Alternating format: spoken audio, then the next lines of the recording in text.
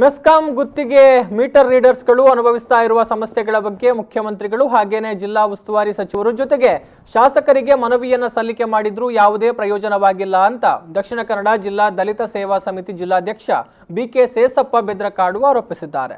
Vitla press ಕ್ಲಬ್ನಲ್ಲಿ ಸುದ್ದಿಗೋಷ್ಠಿ ನಡೆಸಿ ಅವರು ಮಾತನಾಡಿದ್ರು. ನಾವು ಮನವಿಯನ್ನ ಕೊಟ್ಟು ಹಲವು ದಿನಗಳು ಕಳೆದ್ರು ಜನಪ್ರತಿನಿಧಿಗಳಾಗ್ಲಿ ಮೆಸ್ಕಾಂ ಅಧಿಕಾರಿಗಳಾಗ್ಲಿ ಹಿಂಬರಹವನ್ನ ಕೊಡದೆ ನಿರ್ಲಕ್ಷ್ಯವನ್ನ ವಹಿಸಿದ್ದಾರೆ.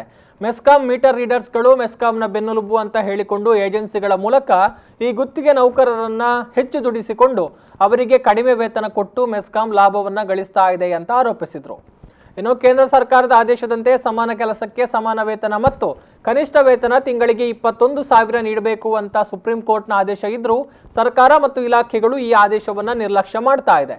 ಹೀಗಾಗಿ ಬಾಕಿಯಾದ ವೇತನವನ್ನ ಕೊಡದೇ ಇದ್ರೆ ಮೆಸ್ಕಾಂ ವಿಭಾಗೀಯ ಕಚೇರಿ ಮತ್ತು ಉಪವಿಭಾಗೀಯ ಕಚೇರಿಗಳ ಮುಂಭಾಗ ಪ್ರತಿಭಟನೆ ನಡೆಸಲಾಗುತ್ತೆ ಅಂತ ಎಚ್ಚರಿಕೆಯನ್ನ ಕೊಟ್ಟರು. ಏನು ಸರ್ಕಾರ ಆದೇಶ ಮಾಡಿದೆಯೋ ಆ ಆದೇಶ ಪ್ರಕಾರ ಸರ್ಕಾರ ಇವತ್ತು ಮೆಸ್ಕಾಂ ಇಲಾಖೆ ಅವರಿಗೆ ವೇತನವನ್ನು ಕೊಡಬೇಕು. ಮತ್ತೆ ಸುಪ್ರೀಂ ಕೋರ್ಟ್ ಒಂದು ಆದೇಶ ಮಾಡಿದೆ, ಪ್ರತಿ ದಿನಗೂಲಿ ನೌಕರರಿಗೂ ಕೂಡ 21,000 ವೇತನ ಕೊಡಬೇಕಂತ ಹೇಳಿ. ಅದನ್ನು ಕೇಂದ್ರ ಸರ್ಕಾರ ಪ್ರತಿ ಇಲಾಖೆಗೆ ಕೂಡ ಜಾರಿ ಕೂಡ ಮಾಡಿದೆ. ಆದರೆ ಇಲ್ಲಿ ಪ್ರತಿ ಇಲಾಖೆಯಲ್ಲಿ ಕೂಡ, ಅದು ಮೆಸ್ಕಾಂ ಅಂತಲ್ಲ, ಎಲ್ಲಾ ಇಲಾಖೆಯಲ್ಲಿ ಕೂಡ ದುಡಿಯುವವರಿಗೆ 21,000 ವೇತನ ಕೊಡ್ತಾ ಇಲ್ಲ. ಏನೋ ಒಂದು ಇದು ನಮ್ಮ ಅಗ್ನಿಶಾಮಕ ದಳದ ಒಂದು ಹೋಮ್ ಗಾರ್ಡ್ಗಳಿಗೆ 21,000 ಕೊಡ್ತಾ ಇದ್ದಾರೆ. ಆದರೆ ಬೇರೆ ಇಲಾಖೆಯಲ್ಲಿ ಬೇಕಾದಷ್ಟು ಹಣವನ್ನು ಇಟ್ಟುಕೊಂಡು ಉಳಿಕೆ ಸ್ವಲ್ಪ ಹಣವನ್ನು ಸಂಬಳದ ಮೂಲಕ ಗುತ್ತಿಗೆ ನೌಕರರಿಗೆ ಕೊಡ್ತಾ ಇದ್ದಾರೆ.